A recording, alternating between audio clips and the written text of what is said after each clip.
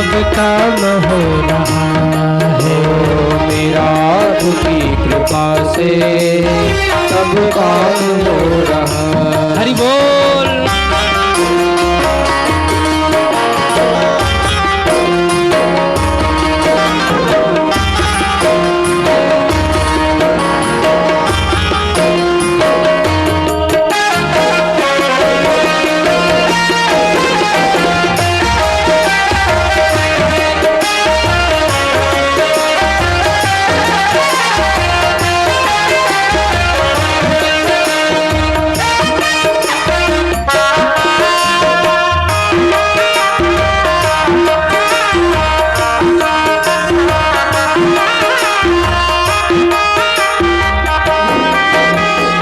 पतवार के बिना ही मेरी नाव चल रही है। पतवार के बिना ही मेरी नाव चल रही है। बिन मांगे है कन्हैया हर चीज मिल रही है। बिन मांगे है कन्हैया हर चीज मिल रही है। थामा है तेरा दामन,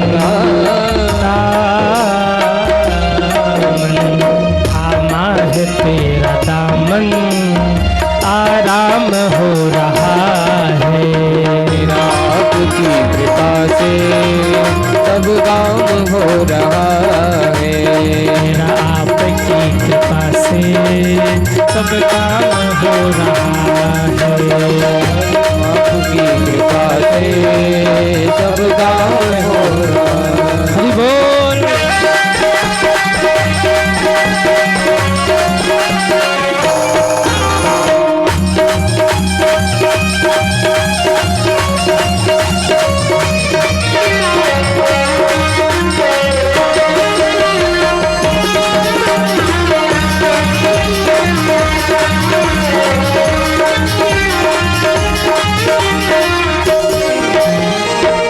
साथ हो जो मेरे किस चीज की कमी है। तुम साथ हो जो मेरे किस सब काम हो रहा है। सब काम हो रहा है। सब काम हो रहा है। सब काम हो रहा है। पूरे 7 दिन के कथा का सार यही है, मेरा आपकी कृपा से सब काम हो रहा है। जीवन में निराभिमान रहिए, भजन करते रहिए, यही पूरी कथा का सार है सज्जनों। और देखिए, जीवन में आप 2 कथा जरूर सुनिए। कौन कौन सी कथा? एक तो राम कथा सुनिए और दूसरे भागवत कथा सुनिए। क्यों? जब राम कथा सुनेंगे तो जीवन जीने की कला मिलेगी, और जब भागवत सुनेंगे तो मुक्ति मिल जाएगी सज्जनों। लेकिन हम लोग गलती क्या करते हैं? बोले गलती ये करते हैं कि जब तक जीवित रहते हैं तब तक भागवत नहीं सुनते, मरने के बाद बच्चे फोटो पे माला चढ़ा के कथा सुनवाते हैं। पर मेरा निवेदन, अगर भगवान ने आपको सामर्थ्य दिया है तो अपने हाथ से संकल्प लेकर के अपने जीते जी भागवत सुन जाना और अपनी मुक्ति सुनिश्चित कर जाना। जैसे सिंह परिवार ने सुना, सब एक साथ बैठ के कथा का श्रवण कर रहे हैं, मरने के बाद फिर बच्चे माला चढ़ा के कथा सुनाए, वो तो ठीक है, होना चाहिए। परंतु भगवान ने अगर सामर्थ्य दिया है तो जैसे हमारे सिंह साहब और आपके परिवार ने अपने हाथ से संकल्प लेकर कथा श्रवण किया, अपने भी मुक्त हुए, अपने पितरों को भी तारा, ऐसे ही जीवन में आप भी अपने हाथ से संकल्प लेकर इस भागवत को सुन लेना और अपनी मुक्ति सुनिश्चित कर जाना सज्जनों। आइए, पूरे भागवत का फल आप सभी को एक श्लोक में मिलेगा। सभी दोनों हाथ जोड़िए और वो श्लोक हमारे पीछे पीछे सब बोलिए बहुत शांति से। जो जहाँ खड़े हैं वहीं से, जो जहाँ बैठे हैं वहीं से, ये श्लोक मत चूकना, क्योंकि इसी से पूरे भागवत का फल मिलेगा। आगे आगे मैं बोल रहा हूँ, पीछे पीछे आप सब बोलिए भागवत का अंतिम श्लोक। नाम संकीर्तनम यस्य नाम संकीर्तनं यस्य सर्व पाप प्रणाशनम। सर्व पाप सब प्रणाशनम। बोलिए। प्रणामो दुख समनः प्रणामो दुख समनः। त्वं नमामि हरिपरम। त्वं नमामि हरिपरम्। त्वं नमामि हरिपरम। त्वं नमामि हरिपरम्। बोली भागवत भगवान की जय हो। कथा विसर्जन आज की सुनहु वीर हनुमान। राम लखन सीता सहित सबका करहूं कल्याण। बोली हनुमंत लाल की जय हो। आज इन्हीं शब्दों के साथ अपनी वाणी को विश्राम। कितने लोगों को कथा में आनंद आया वो हाथ उठाएं। ये कथा एक गंगा है, 5 मिनट ध्यान से सुनिएगा। ये कथा एक गंगा है। इस गंगा को लाने के लिए भगीरथ चाहिए। कथा रामगंज में हो रही थी, ध्यान से सुनिए। मैया मायका है ना वहाँ आपका?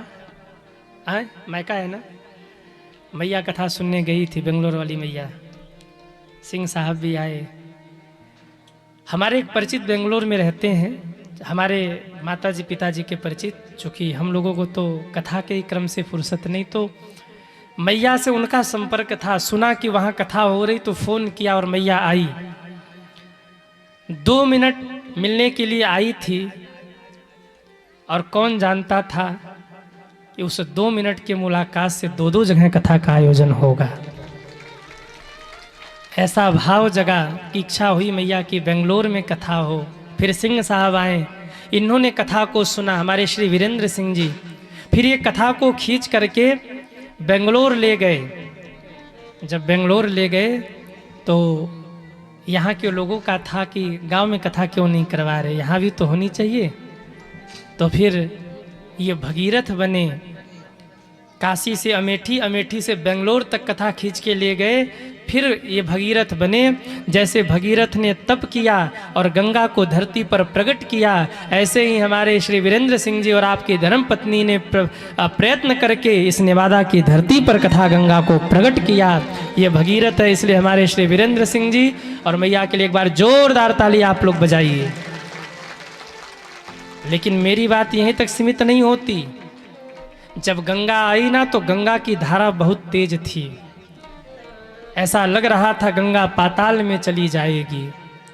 जब बेंगलोर से ये कथा गंगा की धारा उलट करके पलट करके नेवादा की ओर बढ़ी, तो हुआ कि इस गंगा की धारा को संभाले कौन। तो जैसे महादेव ने जटाओं को फैला करके कहा था भगीरथ आने दो गंगा को, मैं गंगा को बांध लूंगा, ऐसे ही जब भगीरथ हमारे श्री वीरेंद्र सिंह जी बने और कथा गंगा को लेकर नेवादा आए, तो आपके भैया बैठे हुए हैं श्री रविंद्र सिंह जी, हैं धर्मेंद्र सिंह जी, श्री धर्मेंद्र सिंह जी और आपका पूरा परिवार शंकर बन के खड़ा हुआ और कहा आने दो इस कथा गंगा को, हम नेवादा में संभाल लेंगे। और इस कथा को आप लोगों ने संभाल कर यहाँ उपस्थित किया। एक बार हमारे सिंह साहब और पूरे परिवार के लिए फिर जोरदार ताली आप लोग बजाइए। बहुत बहुत आप सभी को साधुवाद। इतनी सुंदर दिव्य कथा का आयोजन हम सभी के बीच में आयोजित हुआ। एक बार जो जहाँ खड़े हैं, जो जहाँ बैठे हैं, वहीं से दोनों हाथ ऊपर करेंगे और 3 बार हमारे साथ हरे नमः कहकर भगवान से क्षमा याचना करेंगे। हरे नमः, हरे सब बोलिए नमः, हरे नमः, हरे नमः, हरे नमः। हरे नमः। श्री हनुमान जी से निवेदन, इस कथा को कहने में, सुनने में हम सभी से कोई भी त्रुटि हुई हो तो श्री हनुमान जी महाराज हम सभी को क्षमा करें और अपने चरणों की निर्मल भक्ति हम सभी को प्रदान करें। बोलिए हनुमंत लाल की जय हो। आज ये सप्त दिवसीय श्रीमद् भागवत कथा विश्राम की ओर है। 5 मिनट सब बहुत शांति से कथा को सुनिए और जहाँ है वहीं विराजमान रहिए, इधर उधर मत करिए। पहले दिन जब कथा आरंभ हुई थी ना, तो ऐसा लग रहा था कि कथा आरंभ हो रही है, और आज कथा विश्राम हो रही है तो ऐसा लग रहा है कि कथा विश्राम हो रही है। 8 दिन का समय कैसे निकल गया ये पता नहीं चला। अभी तक तो आज तक बड़ा आनंद है, लेकिन सज्जनों आज जब ये कथा विश्राम हो जाएगी तो ये कथा प्रांगण सूना सूना हो जाएगा। हम बाराबंकी कथा के लिए चले जाएंगे।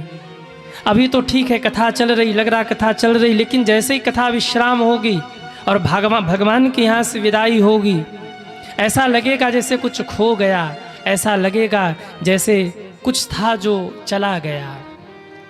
बड़ा आनंद था 8 दिनों तक। मैं देखता था जितने भाई लोग हैं सब अपने काम धाम को निपटाकर भागे भागे कथा सुनने के लिए आया करते थे। सभी माताएं घर का काम धाम निपटाकर जल्दी जल्दी आती थी, जल्दी कथा में चलो, कथा न छूट जाए। पर कल से ये कथा प्रांगण सोना सोना हो जाएगा। कल से जल्दीबाजी नहीं होगी कि जल्दी कथा में चलो, कथा सुनना है। और हम आपको परेशान नहीं करेंगे, तालीम बजाओ, कीर्तन गाओ, समय से आओ, कल से परेशान नहीं करेंगे। आज तक खूब आनंद रहा। आप सभी को मैं बहुत बहुत साधुवाद दूं। अब कथा तो विश्राम हो रही है, मैं ब्राह्मण बालक आपको क्या दे सकता हूँ। सुबह से शाम तक हमारे सिंह साहब और आपका पूरा परिवार दौड़ता रहा। महाराज जी को कोई कमी न हो जाए, कोई त्रुटि न हो जाए, लेकिन कथा बीत गई कैसे पता नहीं चला।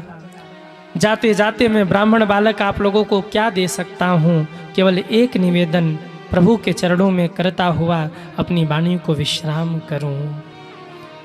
नेवादा गांव के वासी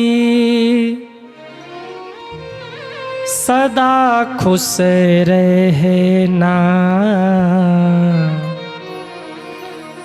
गलती हुई जो हमसे माफ कर देना। आत्मा की बात तुमसे बतला रहे हैं, हम काशीवासी अपने घर जा रहे हैं। हम काशीवासी अपने घर जा रहे हैं। नेवादा गांव के वासी सदा खुश रहना, गलती हुई जो हमसे माफ कर देना। आत्मा की बात तुमसे बतला रहे हैं, हम काशीवासी अपने घर जा रहे हैं। काशीवासी अपने घर जा रहे हैं।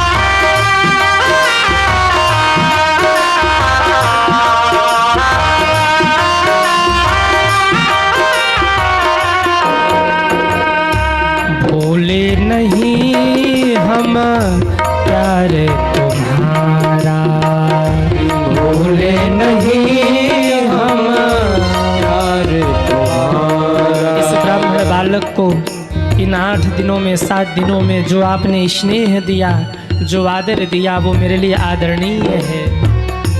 याद तुम्हारी हमको घर आएगी, याद तुम्हारी हमको घर आएगी। प्यार मिला था कितना तरसाएगी, प्यार मिला था कितना तरसाएगी। इस ब्राह्मण बालक को आपने जो स्नेह दिया, जो आदर दिया, वो मेरे लिए आदरणीय है, वो मेरे लिए सम्माननीय है। कहीं न कहीं जब कल दोपहर के 2 बजेंगे ना, तो ऐसा लगेगा कि हम कथा गा रहे थे और इतने भक्त बैठकर भगवान की कथा सुन रहे थे। लेकिन कल से क्रम नहीं होगा, ये जगमग नहीं होगा, ये आनंद नहीं होगा, क्योंकि कल कथा विश्राम हो चुकी होगी। याद तुम्हारी हमको घर आएगी, प्यार मिला था कितना तरसाएगी। हम अब यहाँ से विदा ले रहे हैं, काशीवासी अपने घर जा रहे हैं। हम काशीवासी अपने घर जा रहे हैं। हम काशीवासी अपने घर जा रहे हैं। हम काशीवासी अपने घर जा रहे हैं। हम काशीवासी अपने घर जा रहे हैं। इन्हीं शब्दों के साथ अपनी वाणी को विश्राम। जो बहुत बोलता है ना, उससे कोई न कोई त्रुटि हो ही जाती है। मैं आपके बीच में बहुत बोला, हो सकता है मेरी वाणी से कोई ऐसे शब्द निकले हों जिसने आपको आहत किया हो।